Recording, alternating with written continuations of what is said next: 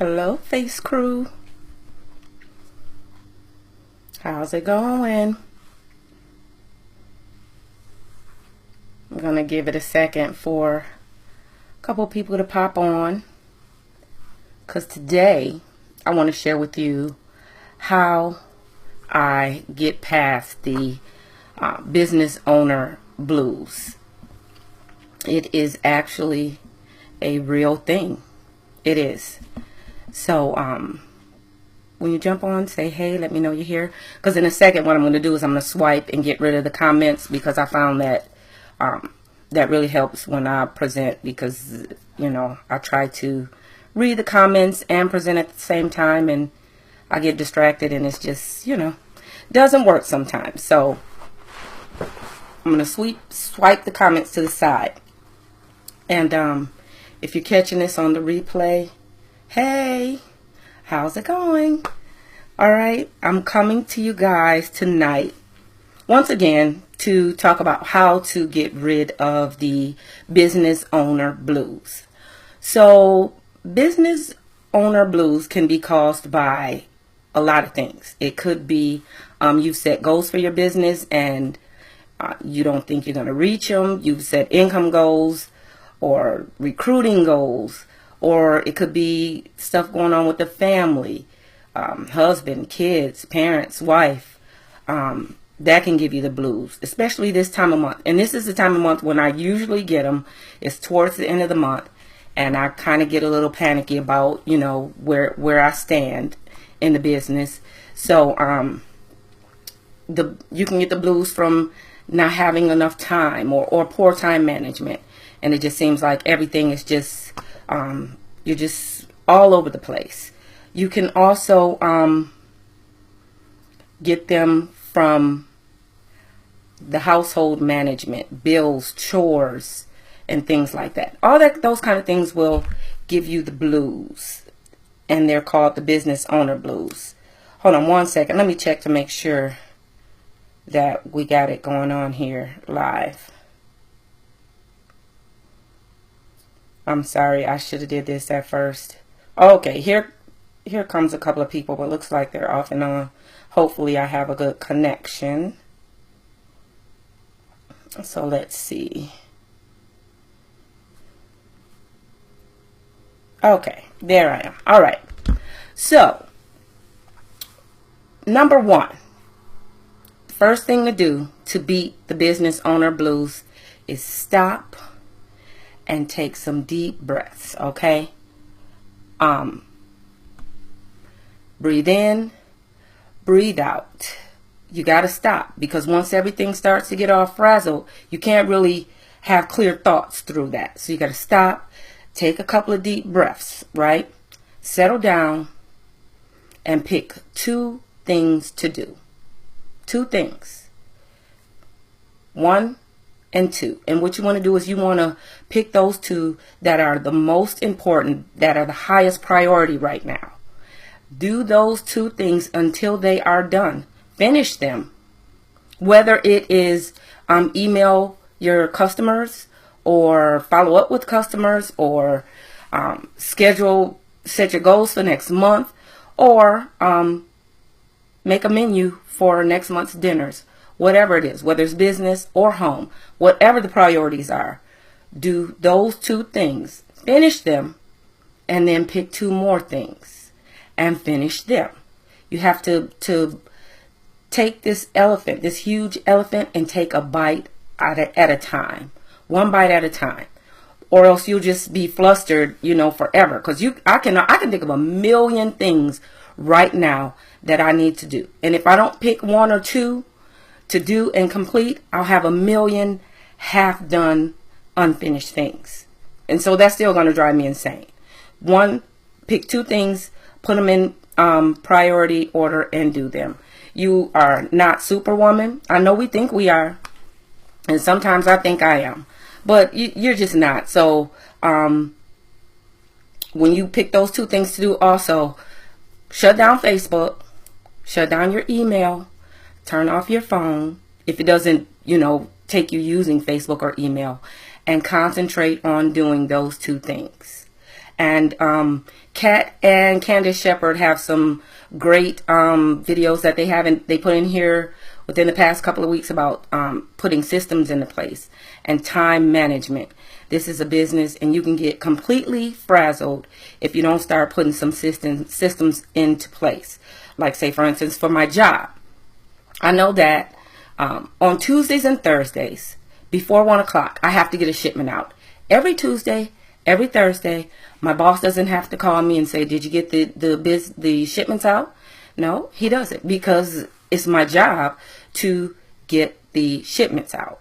So I want to make sure that I commit to my business like I do my job, with the systems that I have in place, sending emails, contacting customers, etc., everything like that. Okay. Number 2, you want to recognize that in your business, failure is a must. You have to fail in order to succeed. Every successful person has failed several times. And as soon as you come to grips with that, the smoother it's going to go. I'm not saying it's going to be smooth, but you need to come to grips with the fact that failure teaches you, it helps you grow, and it helps you develop a thick skin. So you'll be used, after a while, you'll fail and it won't even bother you. You'll be like, oh, I messed that up. Let me do it better. I'll do it better this time. Or this is what I'm going to do to change it. I'm not going to do it like that anymore. It makes you more efficient because you get a chance to see what's working and what's not working. What's so crazy for me is I was competitive. Here's the story. I was competitive back in the day. I used to run track. And I ran the 4x100 relay. So it's a fast race, a race. I was competitive in that I wanted to win, but I didn't want to drop that baton. So I would pay more attention to not dropping the baton than I would to winning. All the practice we did and over again, and it should have come second nature, and it would have if I wasn't so worried about making a mistake. So I don't want to say that I didn't care if we lost the race, because I did, but we weren't going to lose because I dropped the baton, because I was going to make absolutely sure, whether it cost me 2 seconds, 3 seconds, or whatever, I was going to make sure that I was not the one dropping the baton. You can bet on that. And that's just, it's really ridiculous, because I took away my instinct because I was scared to make a mistake. I wanted to be perfect. And you have to trust your own judgment and stop battling yourself about every little decision. Some things are autopilot. If you feel it and it feels good and it feels right, do it. If I'm doing this training and they're one of the steps that you don't think would work for you, try something different. Don't be afraid to step outside of the box. Okay? Number 3, control your thoughts and what goes on in your mind. It's very, very hard to do, and it takes a lot of practice. For some reason, it could be due to past experience or whatever. Sometimes we're prone to look at the negative immediately. Oh, I'm not gonna make my goal this month. Well, if you got that in your mind, then guess what? You're not going to make your goal this month. If you've already decided that you're not going to hit your sales goals or your recruiting goals or whatever your goals in life are, if you decided that you're not going to hit it and it's the 27th of the month, then guess what? You're not going to hit it.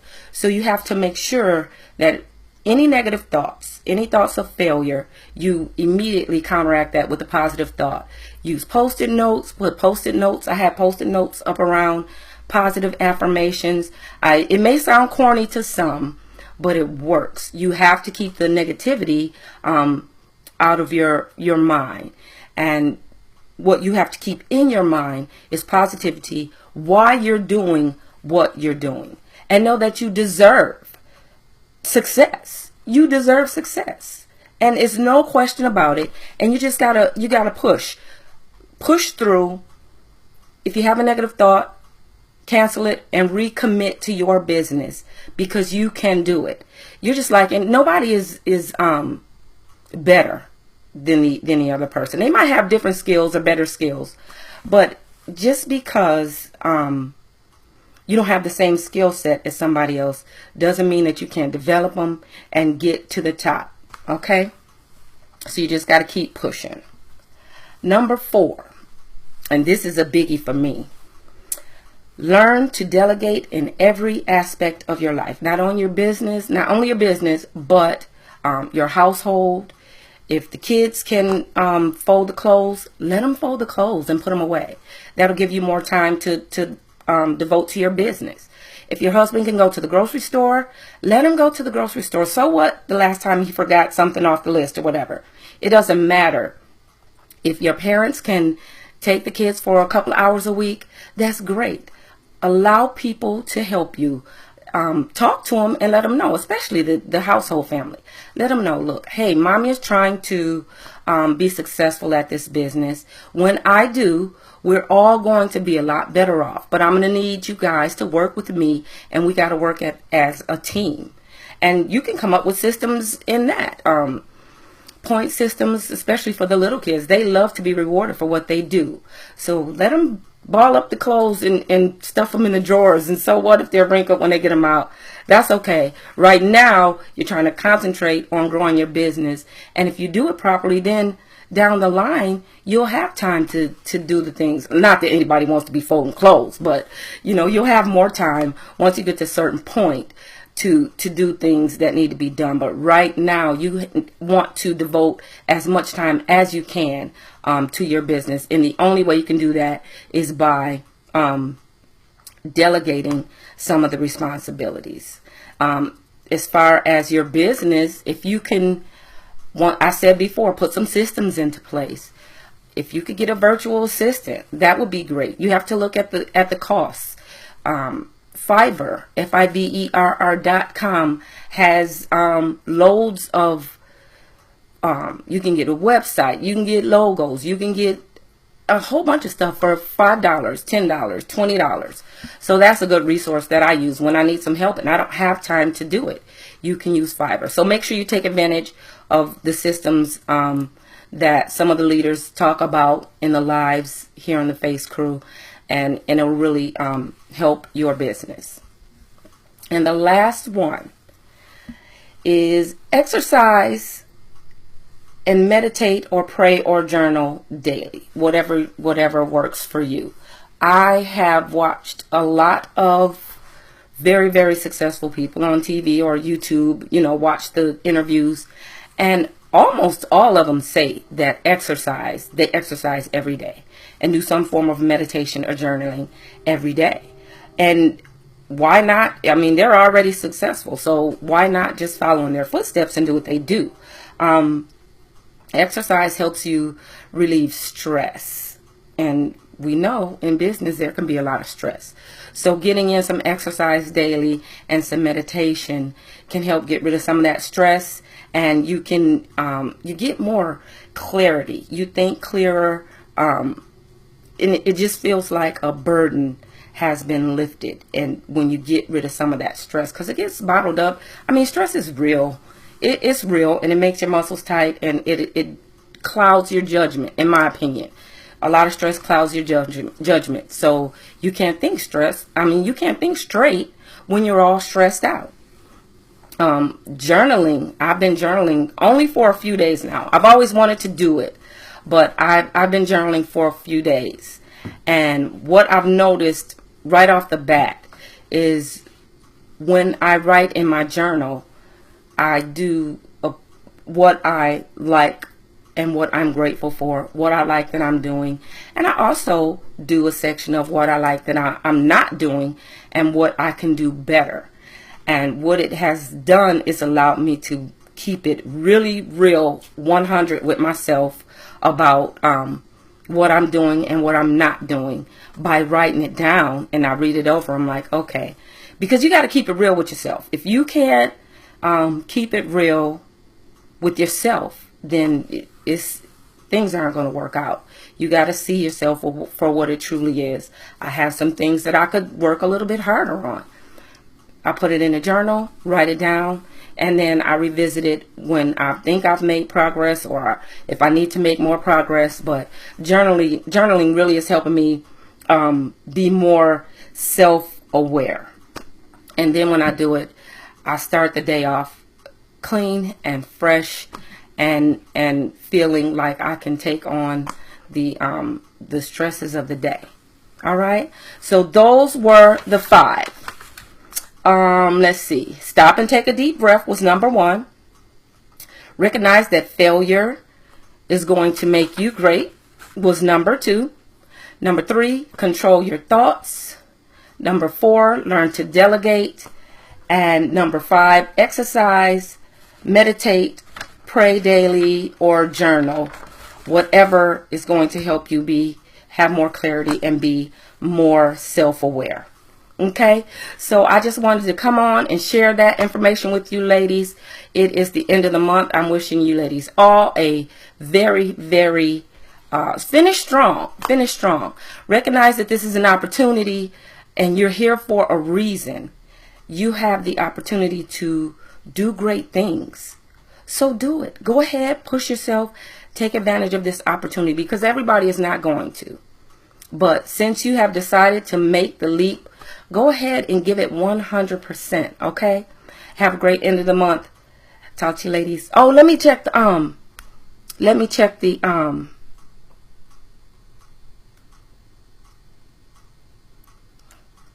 okay. All right. Have a great night, ladies. Bye.